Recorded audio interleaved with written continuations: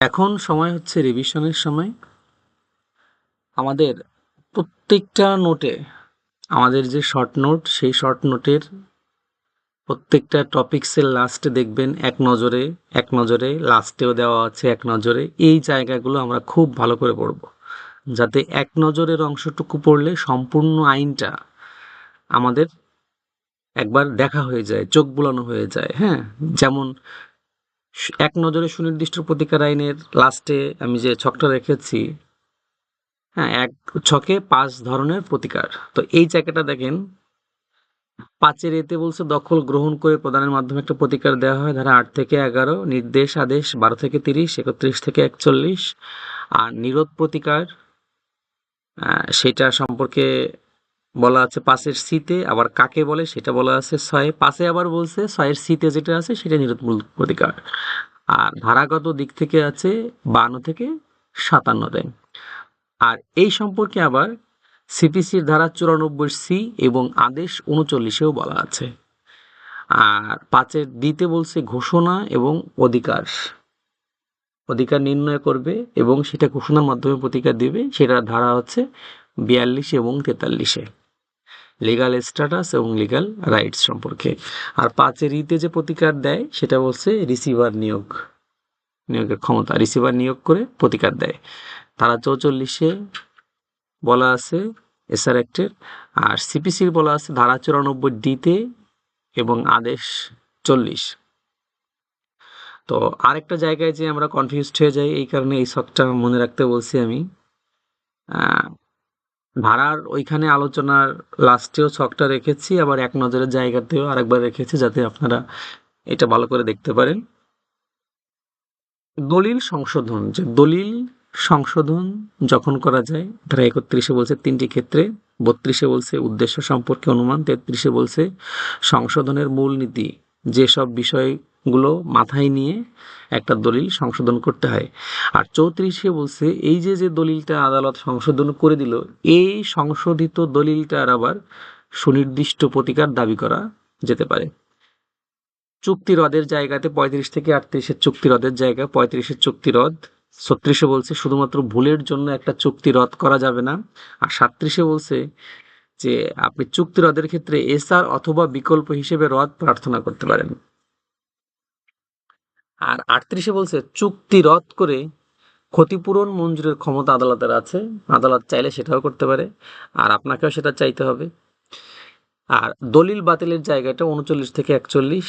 39-এ বলা হয়েছে দলিল বাতিল, আর 40-এ বলা হয়েছে আংশিক দলিল বাতিল, আর 41-এ বলা হয়েছে দলিল বাতিল ক্ষতিপূরণ মঞ্জুরের ক্ষমতা। মানে যে পক্ষের আবেদনে দলিলটা বাতিল করা হয়, অপোজিট পক্ষ যদি ক্ষতিগ্রস্ত হয়, আদালত ন্যায় বিচারের স্বার্থে যদি মনে করেন, তাহলে যার পক্ষে দলিলটা বাতিল করেছে তার কাছ থেকে ক্ষতিপূরণ নিয়ে ক্ষতিগ্রস্তকে দিতে পারে। এইটা একটু বলা হয়েছে। এরপরে সুনির্দিষ্টভাবে, মানে চুক্তির যে সুনির্দিষ্ট বলবৎ, এইটা করা যেতে পারে। ধারা 12-তে স্পষ্ট করে বলছে যেতে পারে, মানে করতে হবে বা করা যাবে এরকম না। কথাটার অর্থ হচ্ছে করা যেতে পারে 4টি ক্ষেত্রে। আর ঠিক এর অপোজিট যে কথাটা, যে চুক্তি সুনির্দিষ্টভাবে কার্যকর, বলবৎযোগ্য, বাস্তবায়নযোগ্য করা যায় না 4টি কারণে বা 4টি ক্ষেত্রে, এটা একটু মাথায় রাখতে হবে। আর 22-এ বলা হচ্ছে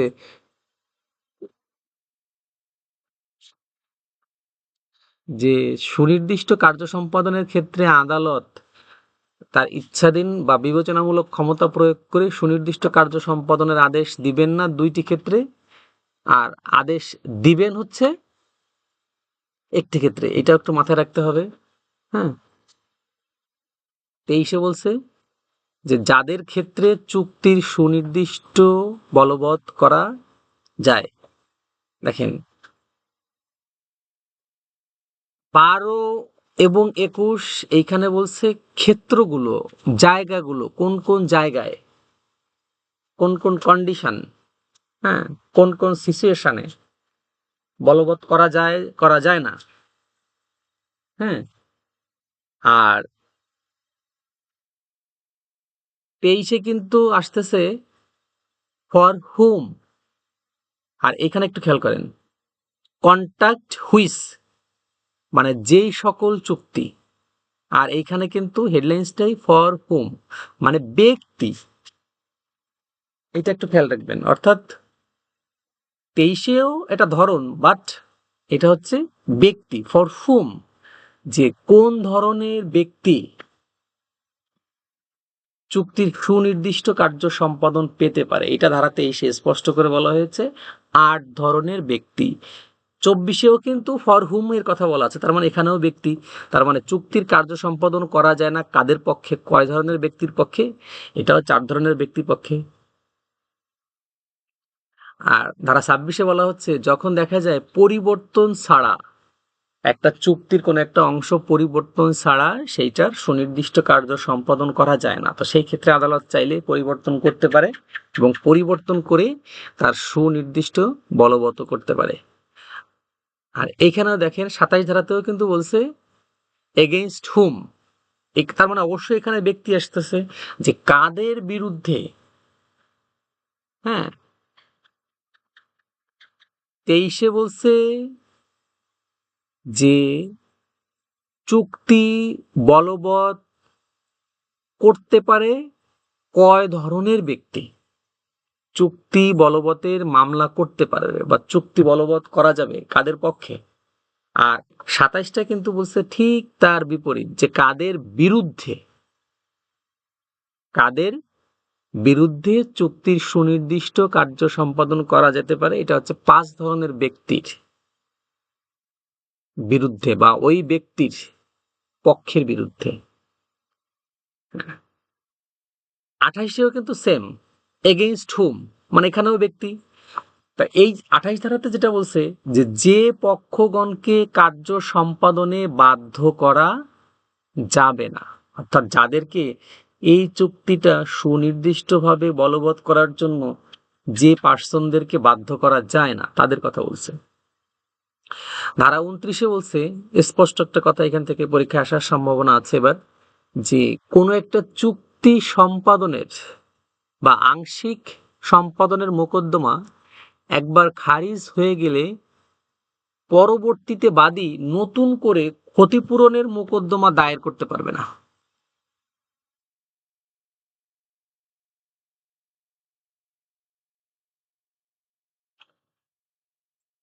আপনি একটা চুক্তি সুনির্দিষ্টভাবে বলবৎ করার জন্য মোকদ্দমা করেছেন, সেই মোকদ্দমাটা খারিজ হয়ে গেছে, আপনি যদি মনে করেন যে পরবর্তীতে ক্ষতিপূরণের একটা মোকদ্দমা দায়ের করবেন, আপনি সেটা পারবেন না। ধারা 30-এ যে কথাটা বলা হচ্ছে যে চুক্তি অনুসারে রায় হবে, রায় অনুসারে চুক্তি হবে না, মানে চুক্তি যেভাবে আছে সেই অনুযায়ী আদালত জাজমেন্ট দিবেন। ধারা 31 থেকে দলিলের জায়গাগুলো তো অলরেডি এক নজরে পড়িয়েছি একবার।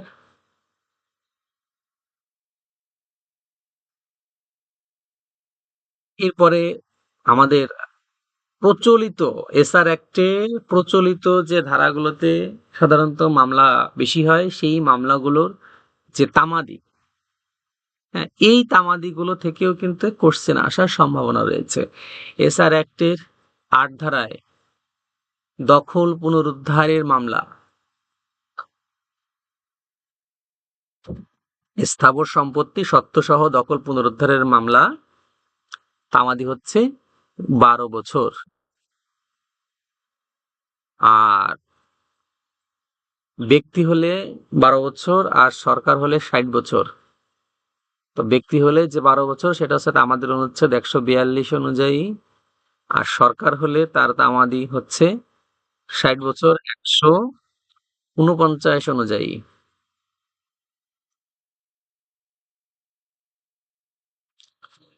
আর এসআর অ্যাক্টের ধারা 9 যেটা বলা হচ্ছে, যদি কাউকে বেআইনি ভাবে স্থাবর সম্পত্তি থেকে বেদখল করা হয় বিনা নোটিশে আইনি পন্থা ব্যতীত, সেই দখলটা পুনরুদ্ধারের মোকদ্দমার তামাদি হচ্ছে 6 মাস। তামাদের অনুচ্ছেদ 3 আর 9 ধারা অনুযায়ী সরকারের বিরুদ্ধে মোকদ্দমা করা যায় না, তামাদের কোনো প্রশ্নই আসে না। এসআর অ্যাক্টের 12 ধারা অনুযায়ী চুক্তি বলবৎকরণের মোকদ্দমা করার জন্য আপনি তামাদি পাবেন 1 বছর, তামাদির অনুচ্ছেদ 113। আর দলিল সংশোধন এবং বাতিল যেটাই হোক না কেন, তামাদির অনুচ্ছেদ 91 অনুযায়ী 3 বছর।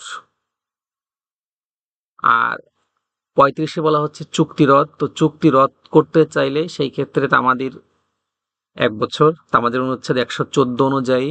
আর 42-এর ঘোষণা যদি কেউ প্রতিকার প্রার্থনা করে তাকে অবশ্যই 6 বছরের মধ্যে করতে হবে।